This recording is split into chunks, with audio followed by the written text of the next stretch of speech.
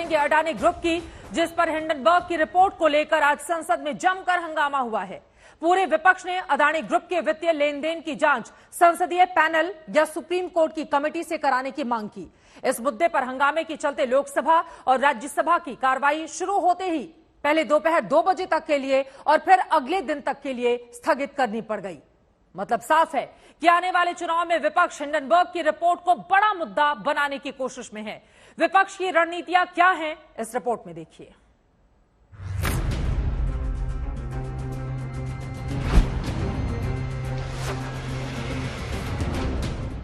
Budget सत्र के अगले दिन संसद के दरवाजे खुले तो चर्चा हंगामे में तब्दील हो गई। मुद्दा था 2 दिन पहले तक एशिया के सबसे अमीर शख्स गौतम अडानी।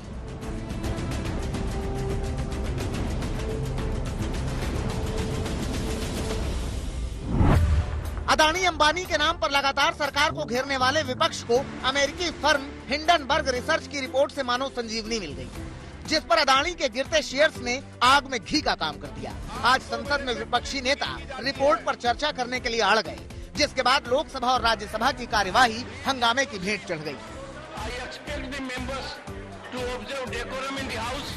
मांग तो जायज है, इतने बड़े मसला तो इसको और इसका गंभीरता को मद्देनजर हमें जेपीसी की तरफ मांग किए गए है। हमारे पार्टी की तरफ से सरकार हम चाहते हैं कि सरकार इसमें इजाजत दे। हम चाह रहे हैं कि एक जॉइंट पार्लियामेंट्री कमेटी का गठन हो।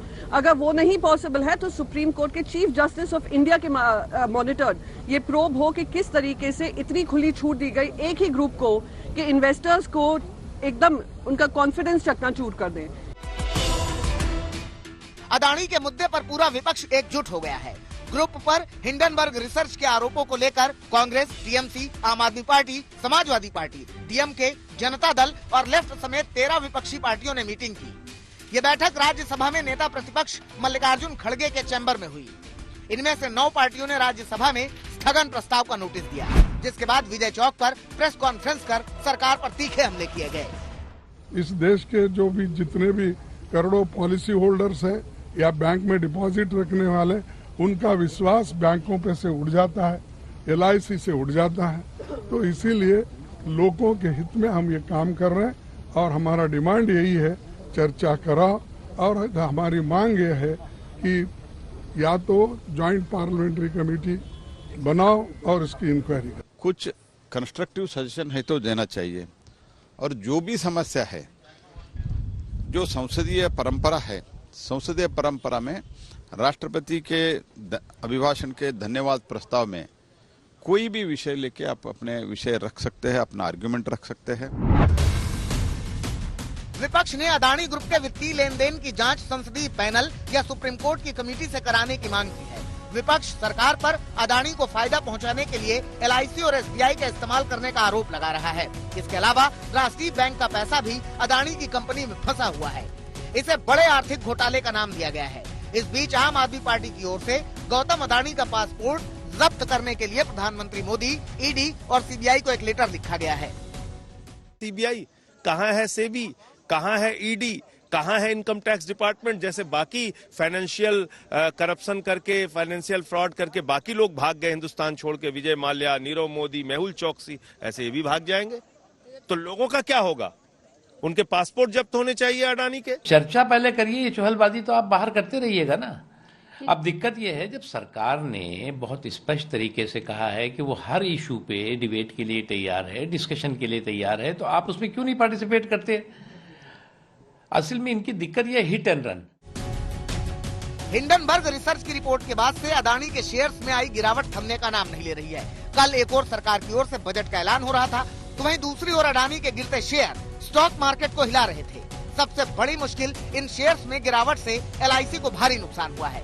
वहीं कई बैंकों का पैसा भी फंस गया है। RBI ने बैंकों से जवाब मांगा है कि उन्होंने अडानी को कितना पैसा दिया। इस बीच अडानी ग्रुप ने 20,000 करोड़ रुपए के फुली सब्सक्राइब FPO को रद्द कर दिया है और निवेशकों का पैसा लौटाने की बात कही है। After a fully subscribed FPO, yesterday's decision of his withdrawal would have surprised many. But considering the volatility of the market seen yesterday, our board strongly felt that it would not have been morally correct. कल तक दुनिया के अमीरों की list में top की ओर तेजी से भाग रहे गौतम अदानी आज टॉप 10 से बाहर हो चुके हैं। विपक्ष लगातार मोदी सरकार पर अदानी का पक्ष लेने का आरोप लगाता रहा है। ऐसे में विपक्ष अदानी के खिलाफ एक के बाद एक आ रही बुरी रिपोर्ट और गिरते शेयर्स के मुद्दे को छोड़ने के मूड में नजर नहीं आ रहे हैं, जिसे वो सियासी मुद्दा बनाकर 2024 में भुनाने का मन बना चुका है। दिल्ली से सुप्रिया भारद्वाज और जितेंद्र बहादुर सिंह के साथ आज तक ब्यूरो।